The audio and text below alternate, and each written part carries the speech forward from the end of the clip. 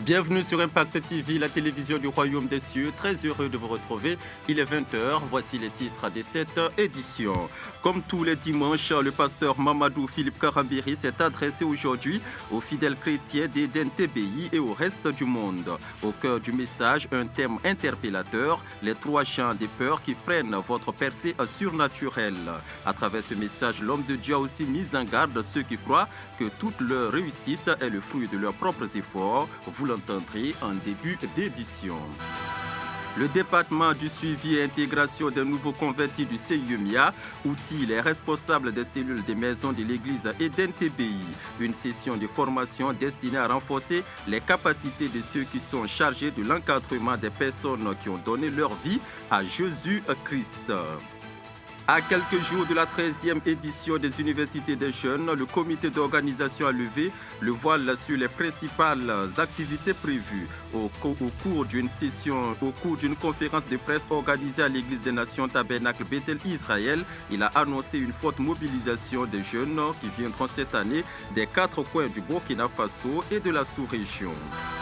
Et puis la version anglaise de l'actualité de ce dimanche nous sera donnée par Achille Tietega et la parole de sagesse en fin d'édition.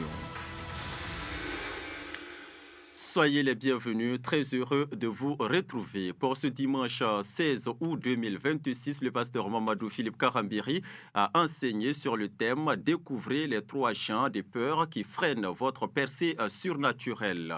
Ce message d'une riche portée spirituelle a amené le peuple de Dieu à se remettre en cause afin de vivre la gloire de Dieu. Abou Eliakim Nyamba pour la synthèse.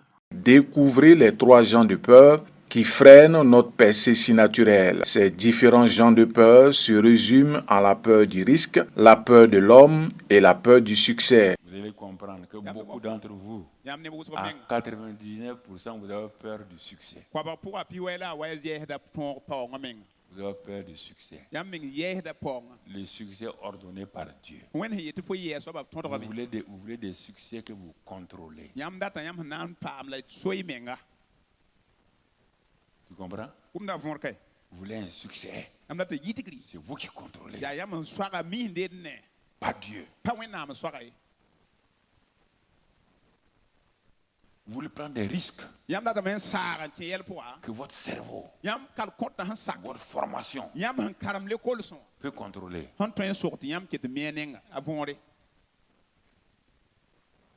Et face à l'homme, la peur de l'homme fait que vous reculez. Vous n'osez pas poser l'acte que vous devez poser. Regardez ta vie avant que tu continues. Regarde ta vie. Joue à travers le livre de Timothée, plus précisément dans 2 Timothée 1, le verset 6, l'apôtre Paul a invité le jeune Timothée à ranimer le don qu'il a reçu par l'imposition des mains. En somme, Timothée n'était pas en harmonie avec le don qu'il avait reçu. Il avait un esprit de timidité. Sur ce point, l'homme de Dieu a fait une halte pour conduire le peuple de Dieu dans un temps de proclamation. À partir d'aujourd'hui, je vais renoncer à toute forme d'esprit de timidité, de peur. C'est pourquoi, en posant ma main sur ma poitrine, mon cœur, je ranime au nom de Jésus le feu de force, d'amour et de sagesse déposé en moi par le Saint-Esprit. Merci Père de ce que tu m'as amené aujourd'hui à revenir à toi pour ranimer ce que tu m'as donné. Le mot peur apparaît 365 fois dans la Bible. Ceci montre l'importance de ce sujet qui empêche les chrétiens de vivre le surnaturel divin. Après le cas de Timothée, le pasteur Karambiri a donné également l'exemple de Josué qui a reçu l'imposition des mains de la part de Moïse. Dans le livre de Deutéronome 31, le verset 5, il a fait mention des expressions comme effrayé, la crainte qui sont des éléments paralysants dans la marche chrétienne. Moïse a exhorté Josué à se fortifier et à prendre courage. Contrairement à Timothée, Josué a repoussé les limites de la peur pour vivre le surnaturel. L'une des peurs qui terrorise le monde chrétien est la peur de s'abandonner entre les mains de Dieu. Parce que pour eux, s'abandonner entre les mains de Dieu, c'est-à-dire on devient un martyr.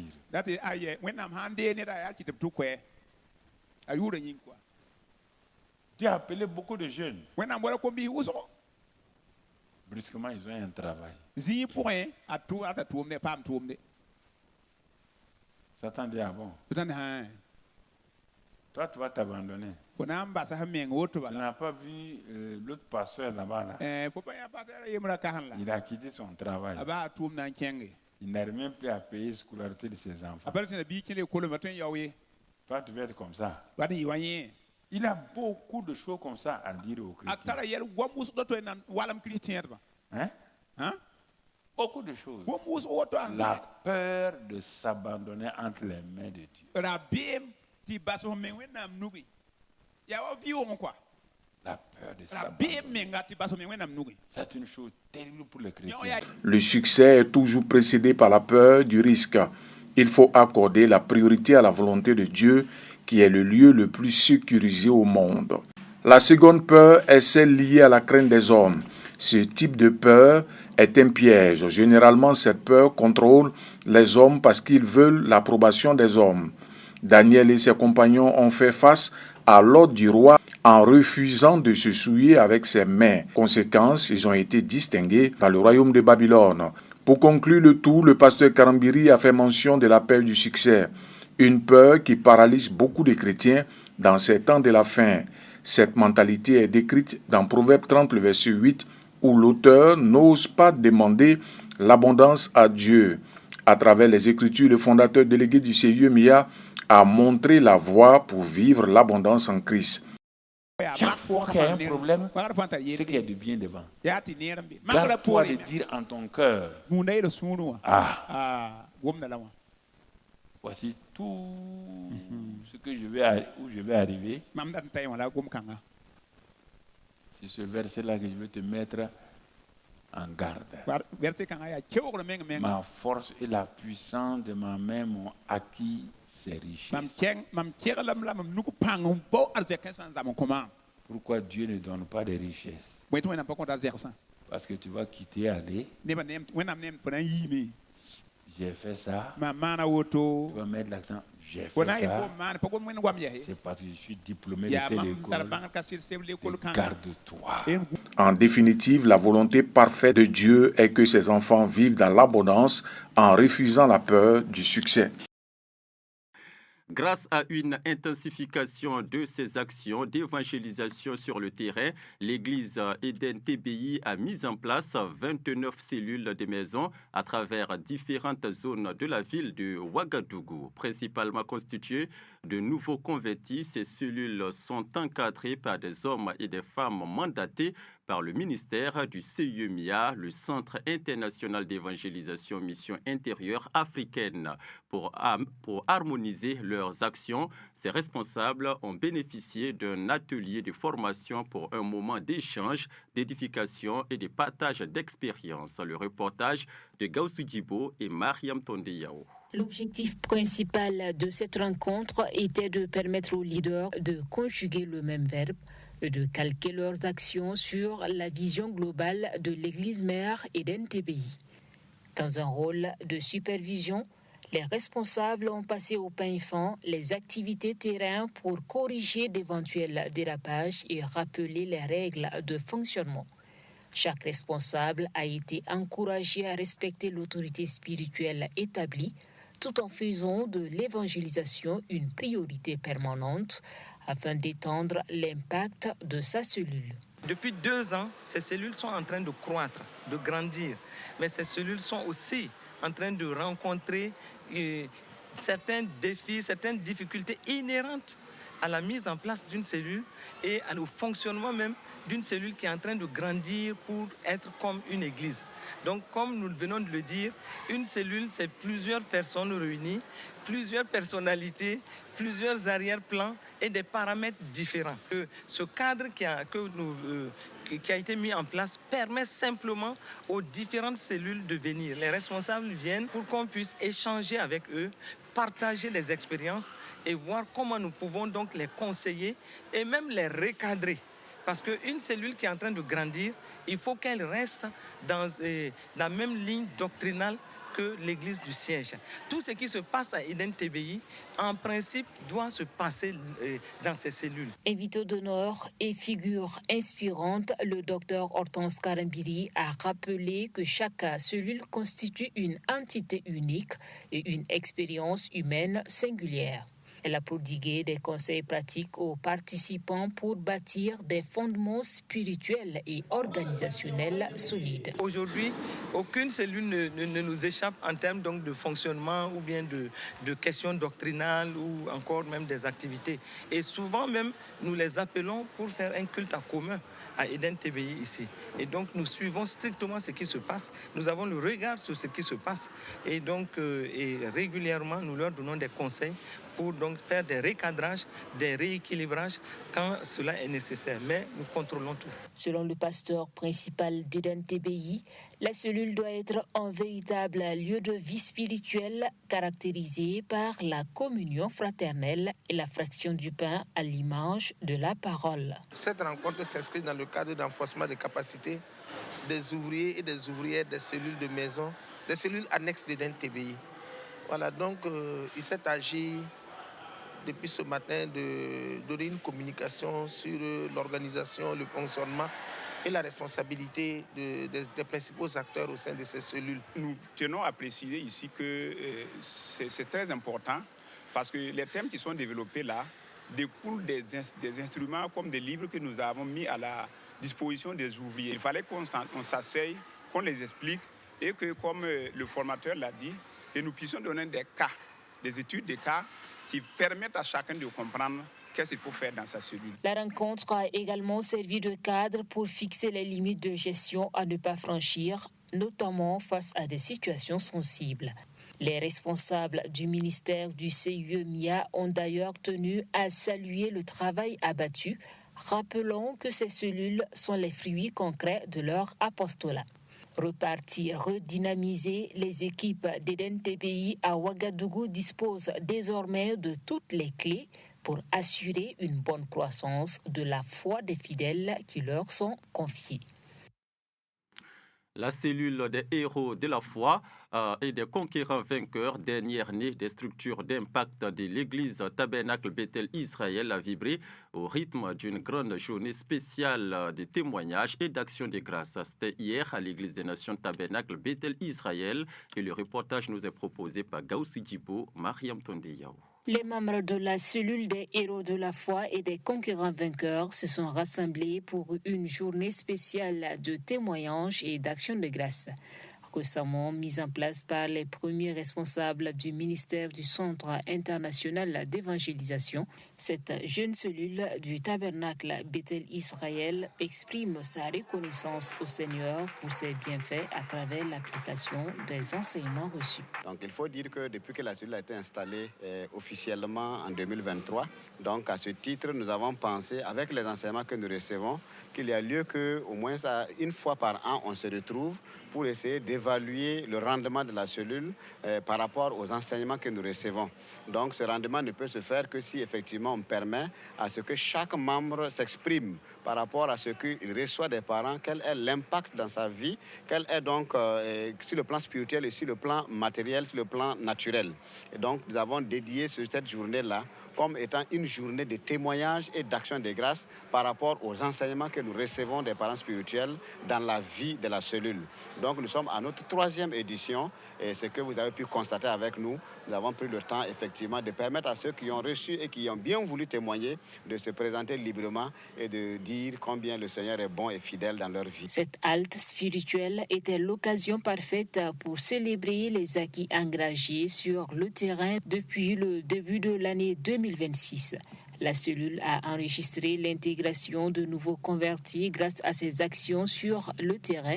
Et face à ce bilan exceptionnel, les fidèles ont partagé de grands moments de joie rythmés par des témoignages poignants Des louanges, des prières est une exhortation spirituelle fortifiante. Nous recevons des enseignements et chacun, après le dimanche ou le mercredi, va dans ses activités au niveau donc de la vie active. Maintenant, comment effectivement ces personnes-là, on peut évaluer leur croissance spirituelle? Donc, l'une des priorités de la cellule, c'est de permettre à ce qu'il y ait des cadres où les gens s'expriment par rapport aux enseignements qu'ils reçoivent. Donc, on voit l'impact du retour dans leur façon de vivre, dans leur façon de s'exprimer et dans leur engagement aussi à participer aux activités de l'église mère qui est Eden TBI. Au-delà des célébrations, la cellule a voulu donner un visage concret à l'amour fraternel.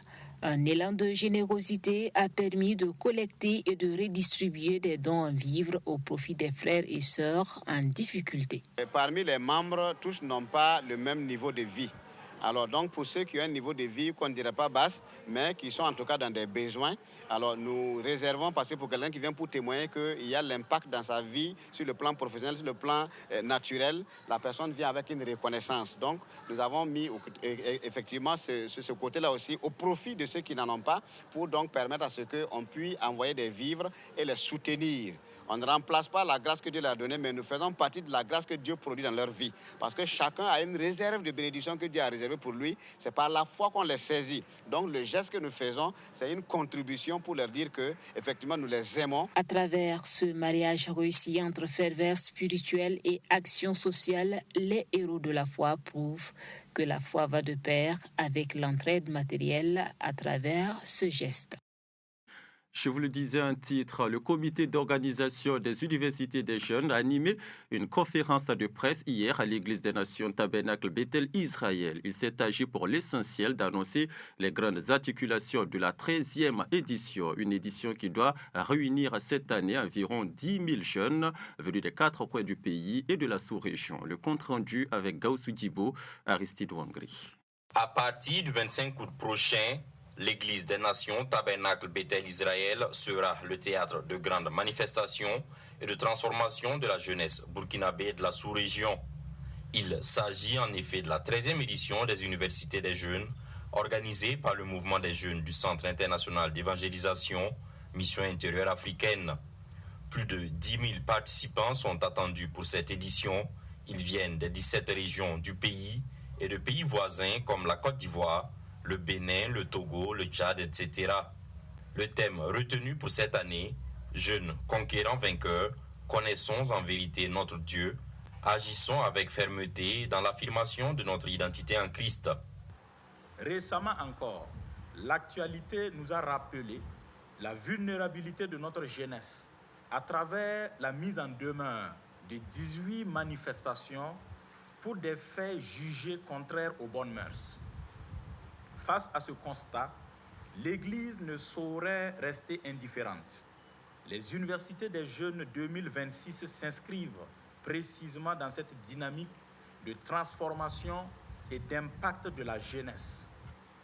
Pour cette 13e édition, environ 10 000 participants sont attendus venant de tous les 17 régions du Burkina Faso et des pays voisins comme la Côte d'Ivoire, le Bénin, le Togo, le Tchad et d'autres pays comme l'Italie. Les besoins spirituels, personnels et citoyens de la jeunesse sont identifiés et seront traités sous 2 angles majeurs, à savoir l'édification spirituelle et ancrage moral et l'engagement citoyen, impact social et ouverture. Des conférences et panels sont au programme durant ces moments de partage et d'édification. Le premier pilier, c'est l'édification spirituelle et l'ancrage moral. Ce pilier est consacré aux enseignements bibliques, au temps de prière et d'édification. Et le deuxième pilier, c'est l'engagement citoyen, l'impact social et l'ouverture. Ce second pilier constitue le cœur de notre message aujourd'hui. Les universités des jeunes ne sont pas un rendez-vous fermé ou exclusivement ecclésial.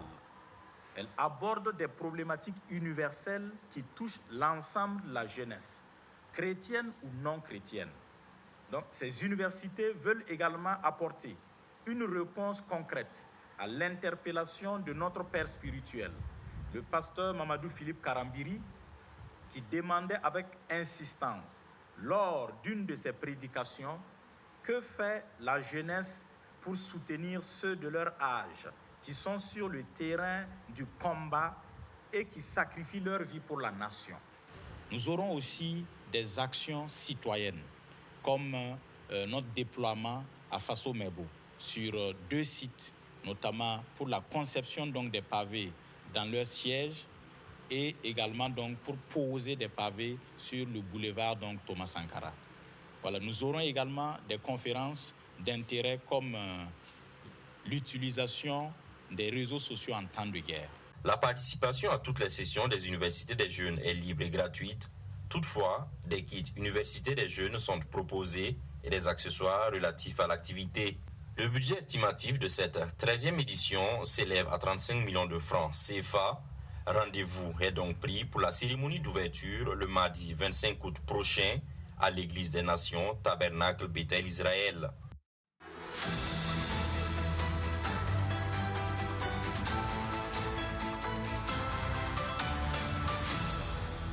La version anglaise de l'actualité de ce dimanche, c'est avec Achille Tietega. Welcome. Thank you very much. Merci. Thank you for your faithfulness to your news in English on Impact Television. Describing the 3 types of fears that are holding you back from your supernatural breakthrough were the title of this Sunday's sermon shared by Dr. Mamadou Philip Karambiri. The fear of man, the fear of success, and the fear of taking risks are some of the main things that are preventing us from releasing our faith that can bring us to our destiny. Highlight of this message with Ira Tao. Discover the 3 kinds of fear that hinder your spiritual breakthrough was the title of the message delivered this Sunday, August 16, 2026, at Tabernacle Bethel Israel, Church of Nations. With fervor, Pastor Mamadou Philip Karambiri once again ministered to the congregation of God, bringing a powerful and thoughtful, provoking message designed to impact the lives of many. Referring to 1 Timothy 4:14, the pastor emphasized the importance of not neglecting the gift of God within us. In psychology, this can be described as a self-sabotage. Timothy had to stir up the gift of God in him because fear had taken hold of him. Paul therefore reminded him in 2 Timothy 1 verse 7 that God has not given us the spirit of fear, but of power, love, and a sound mind. Pastor Karambiri also enlightened the example of Joshua in Joshua chapter 1, showing that God knows the path to the success and calls his people to move forward in faith. Among the 3 types of fear that can hinder believers are the fear of totally yielding to God, the fear of taking risks, and the fear of man, which the Bible describes as a snare. The pastor emphasized that many people are afraid they do not truly know their God. Daniel, however, knew his God, and this knowledge enabled him to escape the snares of his generation and triumph victoriously. Finally, referring to Deuteronomy 8 verse 6, Pastor Karambiri reminded the congregation that observing God's ways leads to the fear of the Lord and ultimately to a life of success and abundance. It is therefore through knowing God, trusting Him, and overcoming fear that we can step into supernatural breakthroughs with Him.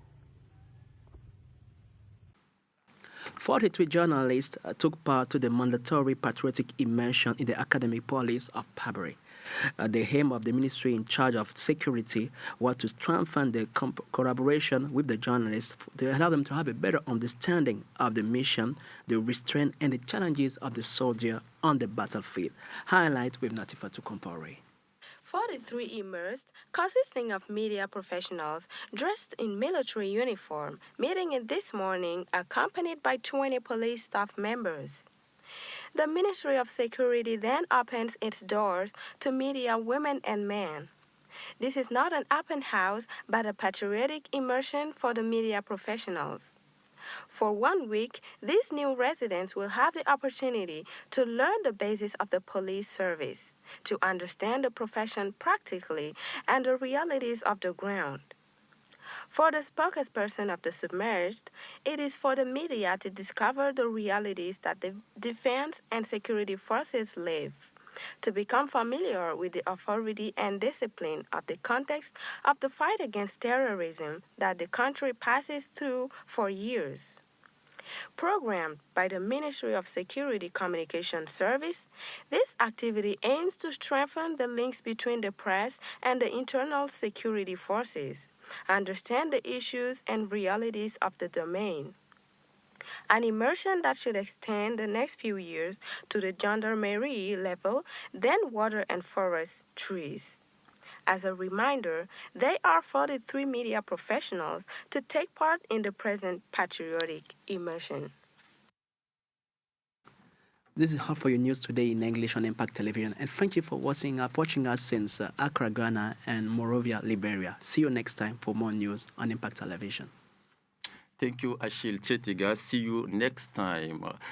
La parole de sagesse de ce dimanche 16 août 2026 nous dit ceci. Soumets-toi à Dieu, résiste au diable, 2 actions pour garder la victoire. Je reprends. Soumets-toi à Dieu, résiste au diable, 2 actions pour garder la victoire. C'est une parole de sagesse signée le pasteur Mamadou Philippe Karambiri. Point final, merci de nous avoir suivis. Toute l'équipe de la rédaction par ma voix vous dit infiniment merci pour votre constante fidélité à nos programmes et qu'à vos résolutions répondent toujours le succès. Shalom.